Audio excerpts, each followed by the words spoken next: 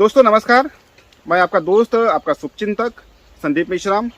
दोस्तों काफ़ी दिनों के बाद में आज मैं आपके लिए वीडियो बना रहा हूँ और आज का वीडियो बहुत ही इन्फॉर्मेशन वाला है और बहुत इनोवेटिव है। अब क्या है मैं आपको बताता हूँ। मैं आपको ऐसे एक शख्स से मिलवाने यहाँ आया हूँ जिन्होंने अपने विचारों में बदलाव करके खुद के लिए और हमारे किसान भाइयों के लिए जो इनोवेशन क्रिएट किया है और जो आइडिया क्रिएट किया है, जिससे हमारे भारत का किसान भाई एक हाईटेक फार्मिंग को बढ़ावा देते हुए और अपनी आर्थिक स्थिति को बढ़ाते हुए इनका जो प्रयोग हुआ है, जो प्रैक्टिकल हुआ है, उसके लिए मैं उनको सैल्यूट मारता हूँ और ऐसे शख्स को आपसे मिलवाने के लिए मैं इनवाइट करता हूँ। तो श्री माननीय वाघेरे सर, ये हमारे बड़े भाई है। नमस्कार सर। जेडी वाघेरे जी के नाम से फेमस है, इनका यूट्यूब चैनल है। इनके चैनल को आप सब्सक्राइब कीजिए, शेयर कीजिए और पूरे भारत के हर किसानों को भेजिए। क्यों? क्योंकि हमारा भारत का किसान जागरूक होना चाहिए और नया इनोवेशन के बारे में अपडेशन मिलना चाहिए। हमारे वाघेरे सर है, मेरे बड़े भाई है और इनके हम हमारे प्रेरणादायक भी है, क्योंकि ये कुछ साल पहले इजराइल गए थे, इजराइल से वापस आए और 12 साल पहले इनके दिमाग में आइडिया आया कि हम लोग यदि आम लगाते हैं, हमारे भारत में 20 बाय 20 फीट पे या 25 बाय 25 फीट पे आम लगाने के लिए हमारे गवर्नमेंट बोलती है, हमारे अधिकारी लोग बोलते हैं, उसमें क्या बदलाव किया जाए।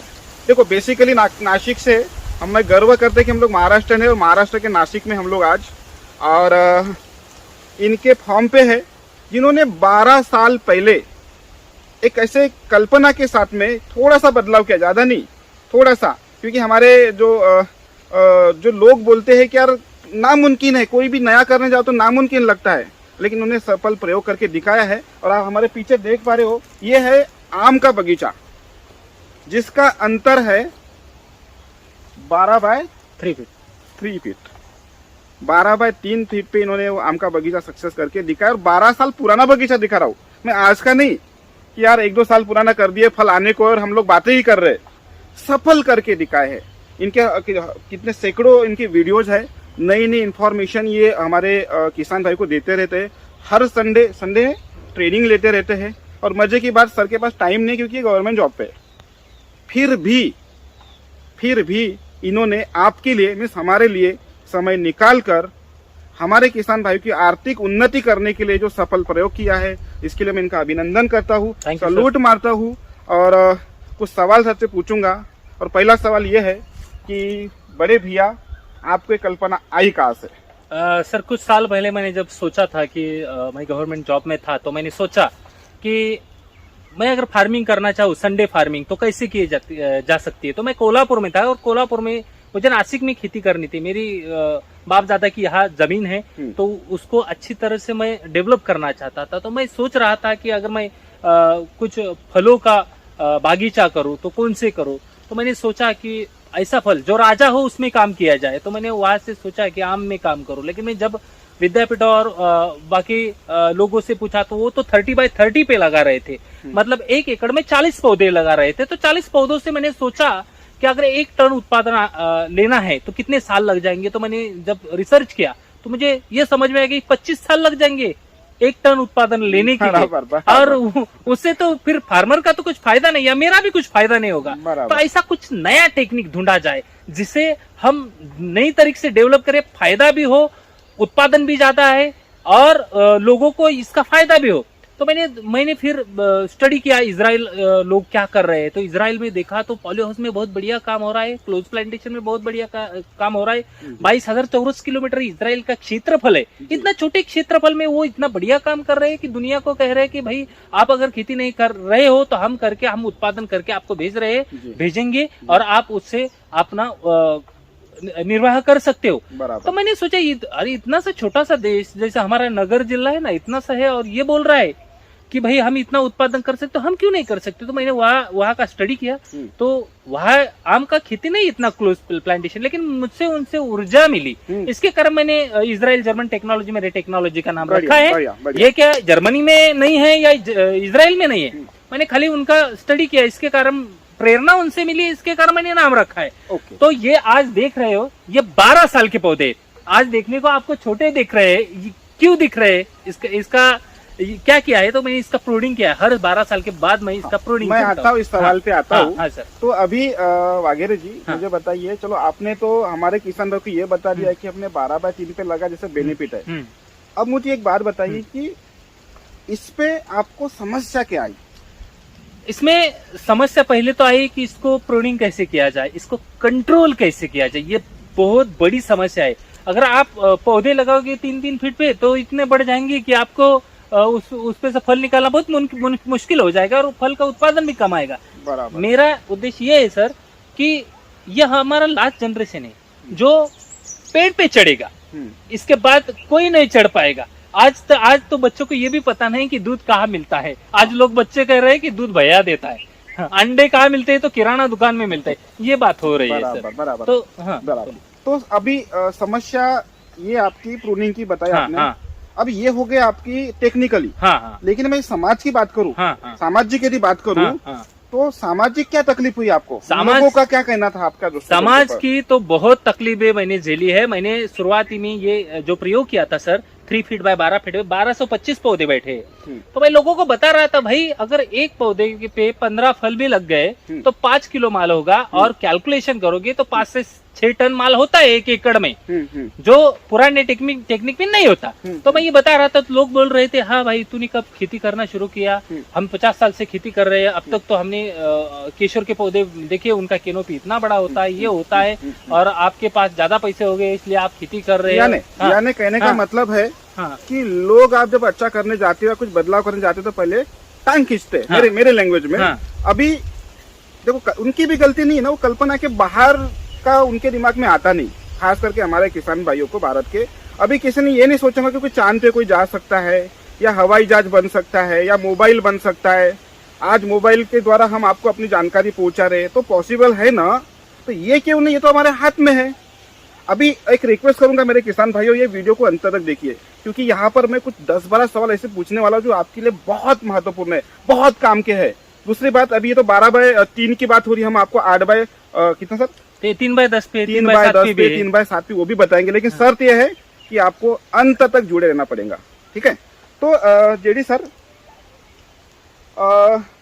ये जो हम जो मैंगो जो हाई डेंसिटी में लगाते, 12/3 हो गया, या 10/3 हो गया, या 7/3 भी बोल रहे हो आप, तो उसके लिए बेस्ट तो वेराइटी कौन सी चुनी जाती है? वैरायटी के बारे में सोचा जाए तो आप बहुत सारी वैरायटियां ले सकते हो, लेकिन मेरा मानना है कि जो भारत खा रहा है, पूरा देश खा रहा है, जो अर्ली आ रही, जो हर साल आ रही, ऐसी वैरायटी चुनी जाए। अभी हापुस पे आप काम करना चाहोगे तो वो तो अल्टरनेट बेरिंग है, और हापुस में तो अभी कितना प्रॉब्लम है, साका का प्रॉब्लम है, अल्टरनेट बेरिंग है, हर साल आता नहीं, कुछ टहनियां आती है, कुछ टहनियां आती नहीं, और उनका मीठापन बहुत कम होता जा रहा है, खट्टा हो रहा है, और विशिष्ट क्षेत्र में वो बहुत बढ़िया आता है। मैं ये नहीं कह रहा वो राजा है, हापुस से राजा है, पर मेरा उद्देश्य है कि पूरा भारत में आना चाहिए। तो ऐसा फल मैंने ढूंढा कि केशर में बहुत बढ़िया काम हो सकता है, इसलिए मैंने केशर को लिया सर। हर साल आता है, 27% मादी फूल प्रमाण है, यानी आप बहुत बढ़िया। मैंने केशर में तो 16% है, तो सॉरी हापुस में तो 16% है, तो केशर में 27% है। हापुस से दुगनी लागत उसको आम को आती है, और तो ये बहुत बढ़िया है, और कंट्रोल करने में आसानी है केशर को। तो मुझे बताइए, इसकी मैक्सिमम तो मैक्सिमम हाइट कितनी रखी जाती है? मैक्सिमम से मैक्सिमम हाइट जो है इसके 10 फीट रखो, क्योंकि वो जब उसका वजन बढ़ेगा फलों का तो वो 6 फीट पे आ जाता है। अच्छा। और जब 6 फीट पे आता है ना, तो उसको बैगिंग करना पड़ता है। हाँ। हम क्या करते हैं, ऑर्गेनिक पूरा करना है, पूरा देश आम खा रहा है, बच्चे खा रहे हैं, बूढ़े खा रहे हैं, किसी को कैंसर ना हो, किसी को कोई प्रॉब्लम ना हो हमारे आमों से, इसलिए हम क्या करते हैं, नींबू का आकार जब होता है तो उसको बैग पूरा करते हैं। इसमें क्या होता है, बैगिंग करने से क्या होता है कि कोई, जैसे आप देख रहे हो ना वीडियो में, वैसे बैगिंग की जाती है। तो बैगिंग करने के बाद क्या होता है कि उस पर कोई छिड़काव करने की जरूरत नहीं पड़ती, कोई फंगीसाइड नहीं, कोई कीटनाशक नहीं, यानी पूरा ऑर्गेनिक बन जाता है। हम जापान को भेजते हैं तो 4 बार तो टेस्ट हो जाता है, तो उसमें तो कभी नहीं। आप जापान भी एक्सपोर्ट करते हैं? एक्सपोर्ट जापान में एक्सपोर्ट करते हैं सर। जापान में भी सर का मैंगो एक्सपोर्ट होता है, ये तारीफ पे काबिल है। हम लोग सूट बूट पे यहाँ खड़े हैं, हम ये बदलाव करना चाहते हैं, क्योंकि हम अब्रॉड में देखते हैं कि वहाँ पर सूट बूट पहन के भी गाय महिषों को चराया जाता है। तो हम लोग अभी नासिक में है, नासिक का एक किसान भी, बहुत से ऐसे किसान जो मर्सिडीज BMW से घूमते हैं, और हमारे गुजरात में भी ऐसे किसान देखा हूँ, छत्तीसगढ़ में ऐसे किसान देखा हूँ जो BMW मर्सिडीज से घूम रहे। तो हम लोग अपने विचारों का बदलाव क्यों ना करें? आप बताओ, इसका सवाल का जवाब नीचे कमेंट में दो। तो मैं और पूछना चाहूंगा जेडी सर से, आपने तो बताई दी कि बैगिंग करने के बाद में इसमें ना कोई रोग लगता है, जो फ्रूट फ्लाई का जो अटैक होता है वो भी नहीं होता है ना, साइज भी अच्छा आता है, चमक भी अच्छी आती है। जब क्वालिटी आती है तो इसको रेट क्या मिलता है सर? इसको रेट 150 से 250 तक इसका रेट स्टार्ट में मिलता है।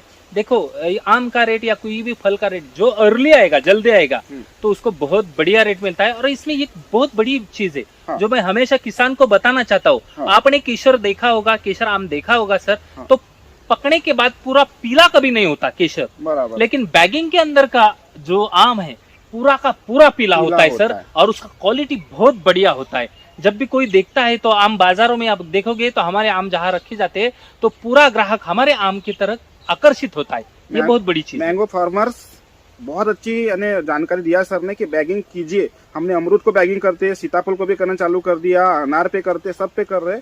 तो चमक लाने के लिए, पीलापन दिखाने के लिए और रोग और बीमारियों से, कीटकों से दूर रहने के लिए बैगिंग कीजिए, ठीक है? पूरा ऑर्गेनिक रहता है। अभी जेडी सर मुझे बताइए, आपने कितने पौधे लगाए यहाँ पर? अभी यहाँ पर 15,000 है सर, 15 एकड़ में। 15,000 पौधे 15 एकड़ में लगाए, यानी 1 एकड़ में 1000 पौधे। तो मुझे थोड़ा सा, मैं ये सवाल आखिर में पूछता हूँ, बाकी ऐसा कोई जैसे नॉर्मल जो समस्या आती है, चलो हमने तो सामाजिक समस्या सॉल्व कर लेंगे और टेक्निकली भी आप सीख के हम लोग कर लेंगे, है ना? और ऐसे कोई ऐसी समस्या जो हिडन हो, जो हमें समझ में नहीं आ रही है, हाँ, वो एक बार बता देंगे तो एक समस्या इसमें है आपका पौधों का सिलेक्शन।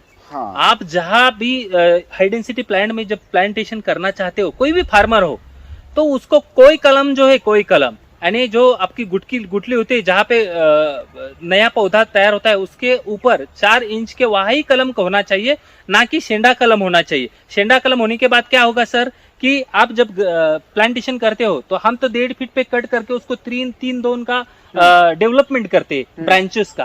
तो वो अगर आप शेंडा कलम लोगे तो वो नीचे का जो गावरान कलम होगा तो वही रहेगा, और जो कलम क्या होगा भाग टूट जाएगा। तो ये पहली बात है। दूसरी बात, आप जब पौधे सिलेक्शन कर रहे हो तो उसमें माल फॉर्मेशन यानी पर्णगुच्छ नाम का जो रोग है वो आपको समझ में आना चाहिए। अगर वो उसी तरह से खराब पौधे अगर आ गए आपके बागीचे में तो फिर भविष्य में प्रॉब्लम हो सकती है।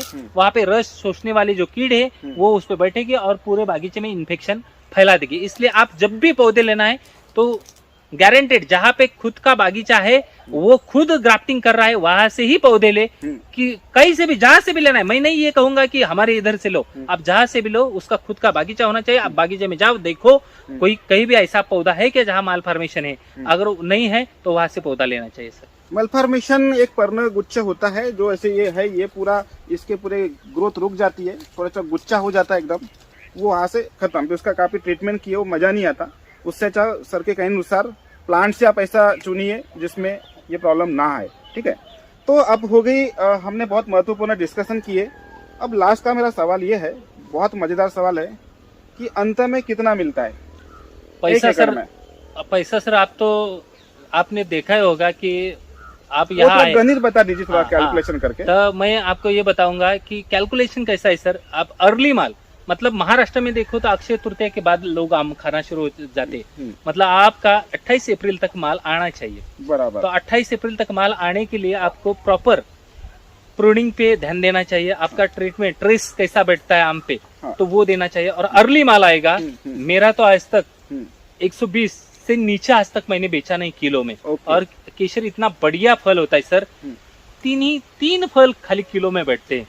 1 किलो में अगर 150 जा रहा है तो 50 रुपए को मार्केट से खरीद के लाते हैं, पता है हमें। हाँ। तो मेरा हर साल का 6-7 लाख रुपए एकड़ में हो जाता है सर। वाह, 6-7 लाख रुपए एकड़, 15 एकड़ है तो लगभग 1 खोखा। हाँ, तो वो एक खोखा मतलब, सॉरी गलत लैंग्वेज यूज कर रहे हैं, 1 करोड़ रुपए 15 एकड़ से इनका इनकम होता है।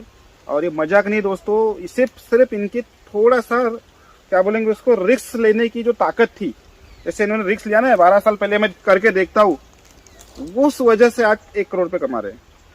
पॉसिबल नहीं है। अब इसको मैं बोल सकता हूँ, मैं हूँ एग्रोवतार की सीरीज बोल सकता हूँ, क्योंकि ऐसे एग्रोवतार यदि भारत में मिले मीन्स मिल रहे, क्योंकि ये ट्रेन कर भी रहे, हम आपके लिए हमेशा तत्पर रहते हैं, हमेशा। आप बोलिए, पूरे भारत में हम लोग काम कर ही रहे। हम गुजरात में काम कर रहे हैं, हम महाराष्ट्र में काम कर रहे हैं, हम छत्तीसगढ़ में काम कर रहे हैं, मध्य प्रदेश में काम कर रहे हैं। मैं पूरे भारत की बात करूं सर, हम लोग अरुणाचल में काम कर रहे हैं, हम लोग साउथ इंडिया में काम कर रहे हैं। आप जहां बोलो, हम आपकी मदद करने के लिए हमेशा तत्पर रहेंगे। शर्त है कि आपको थोड़ा सा प्लानिंग करके हमसे जुड़ना पड़ेगा, ठीक है। तो सर आपने ये बता तो दिए कि आपने 1 करोड़ रुपए कमाते, लेकिन आपने कैलकुलेशन नहीं बताया कि एक पौधे में कितना आएगा। एक पौधे में सर खाली आपको कम से कम बता रहा हूँ मैं, ज्यादा का बिल्कुल नहीं बताऊंगा। और कोई भी किसान करे तो उसको यही उत्पादन आएगा। मैं ज्यादा से ज्यादा 20 या 30 फल से बोलूंगा। 15 फल से 5 किलो माल होता है सर। अगर 6-7 किलो भी एक पौधे पे हुआ, मतलब कितने 20-25 फल, बराबर, इतना तो आसानी से आ जाता है।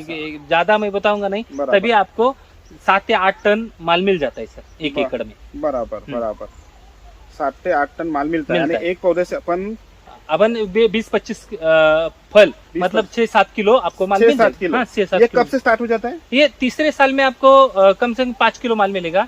चौथे साल से आपका स्टार्ट होगा। अच्छा, अभी ये मान लो 12 साल पुराने पौधे हैं। हाँ। तो अभी कितना आ जाता है सर इसके ऊपर? पर प्लांट पे 10 किलो 12 किलो माल आ जाता है सर। यानी अपन 10 टन पकड़े। हाँ, 10 टन और उसके मैं 50 बोलता हूँ, 50 रुपए, ज्यादा नहीं लालच करता।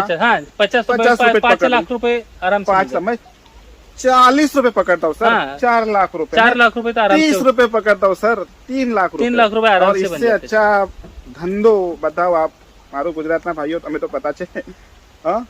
3 लाख रुपए एक एकड़ से आता है, और मेरी 10 एकड़ में लगाता तो 30 लाख रुपए। और सर हाँ, एक बात नहीं पूछा मैंने आपको, जो एनुअली जो खर्चा आता है, वर्किंग कैपिटल बोलते हैं हमारे बिजनेस लैंग्वेज में, वो कितना आ जाता है? पर एकड़ में 50,000 रुपए आता है। आ जाता है कि पूरा? पर इसमें खाद हो गया, सब खाद हो गया, आ गई, सब पर एकड़ में। मैं यदि 5 लाख में से या 3 लाख में से 50,000 माइनस भी करूँ तो 2.5 लाख से या फिर 5 लाख के बीच में, नॉट बैड।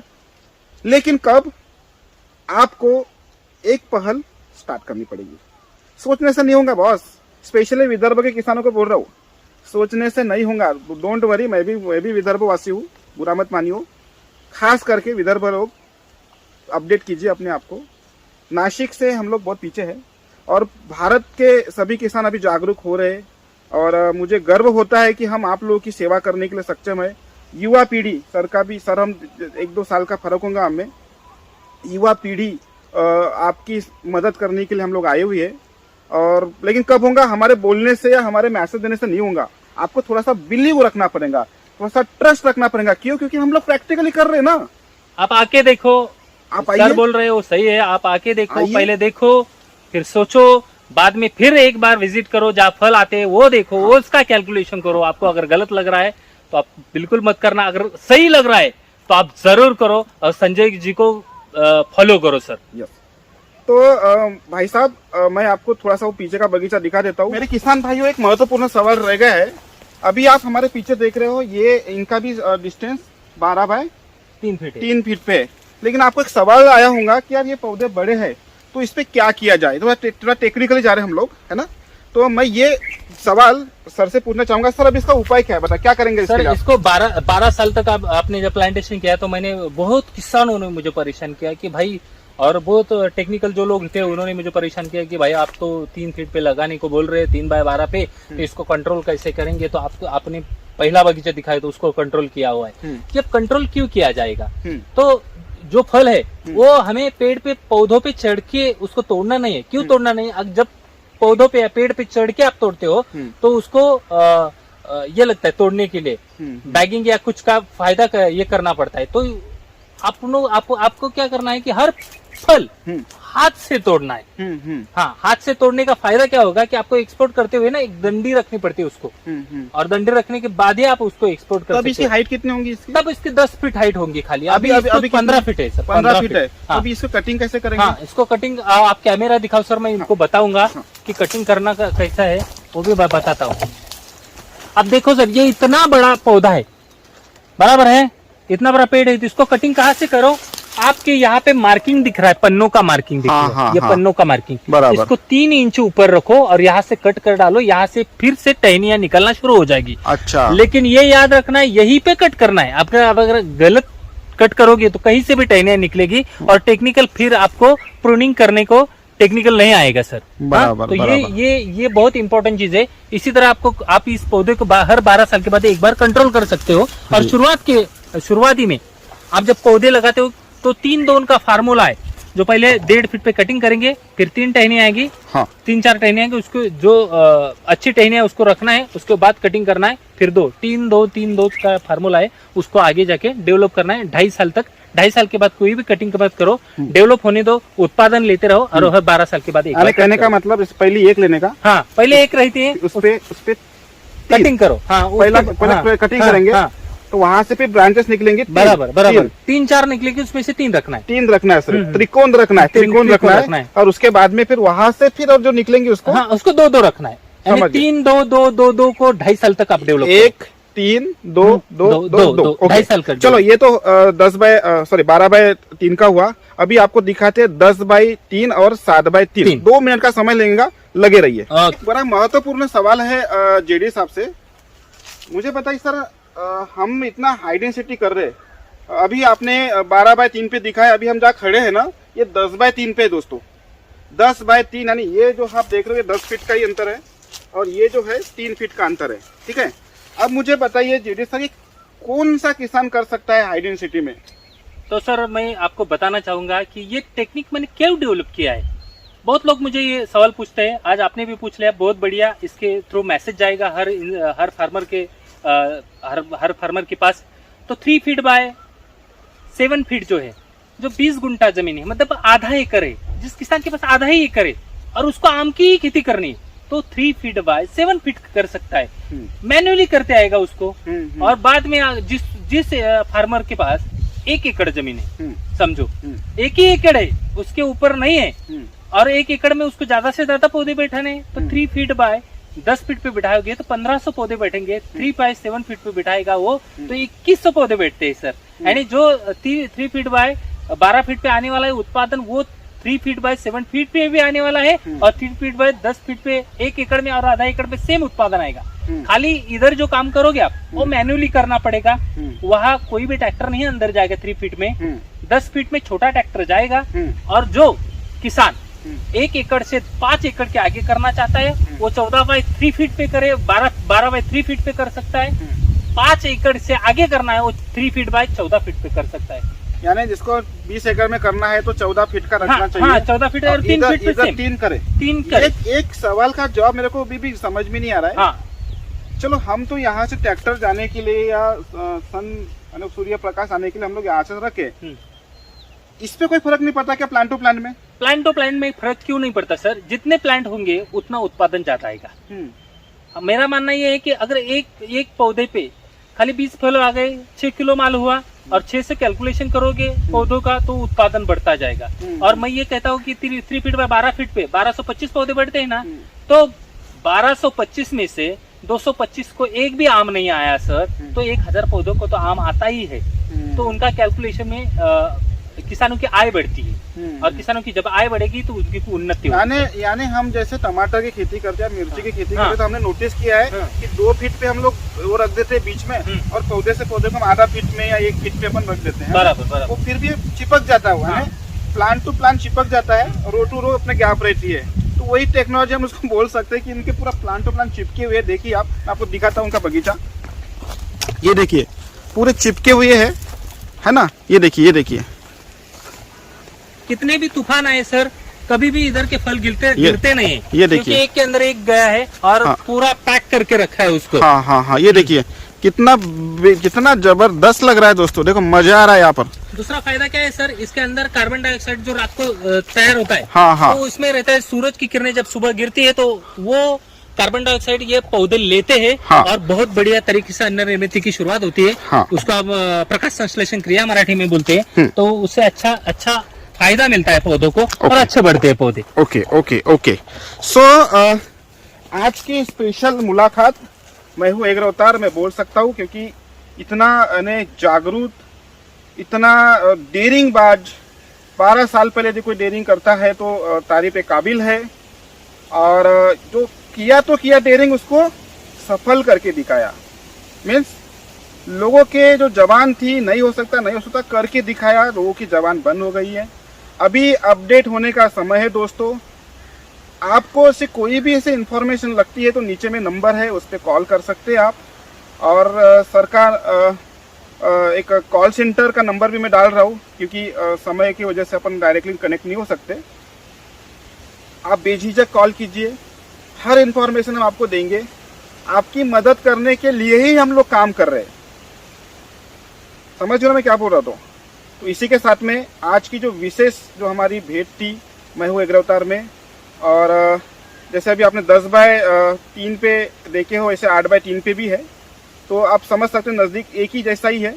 तो इसी के साथ में मैं लंबे वीडियो को लंबा न खींचते हुए आपका दोस्त संदीप भाई और हमारे जेडी भाई मिल के आपकी मदद करने के लिए तैयार है। आम के किसानों के लिए स्पेशली कोई भी ऐसा सवाल हो, आपको ट्रेनिंग चाहिए, हम यहाँ आके ट्रेनिंग देंगे आपको। स्पेशली संडे को ट्रेनिंग देना, संडे को ट्रेनिंग मिलेगा आपको। इसके अलावा आपको फील्ड विजिट भी चाहिए, जिसका बगीचा बड़ा है, 20 एकड़ 25 एकड़ लगाना चाहते हो, तो हम वहां पर आने के लिए तैयार है। बस एक कदम आप बढ़ाओ, एक कदम हम बढ़ाते हैं, और इसी के साथ में आपके बगीचे को 100% सफल करते हैं। इसी के साथ में हम आपके दोस्त विदा चाहते हैं। एक मैसेज देना चाहूंगा, लोगों ने मुझे पागल समझा था, लेकिन पागल लोगों ने ही इतिहास रचा है। आज संदीप जी क्या है, एक पागलपन ही है इनके अंदर, जो इतने दूर से यहाँ तक आए और इन्होंने मेरा इंटरव्यू लिया। ये खास इंटरव्यू मेरे लिए नहीं था, ये इंटरव्यू हर फार्मर के लिए था जो ये आम की खेती क्लोज प्लांटेशन में करता है। गुजरात में चाहे भारत के किसी भी कोने में अगर करना हो तो आप संदीप जी को बिना झिझक कॉल कर सकते हो, और वो आपको 100% गाइडेंस करेंगे। धन्यवाद। जय महाराष्ट्र, जय बलिराजा। जय बलिराजा।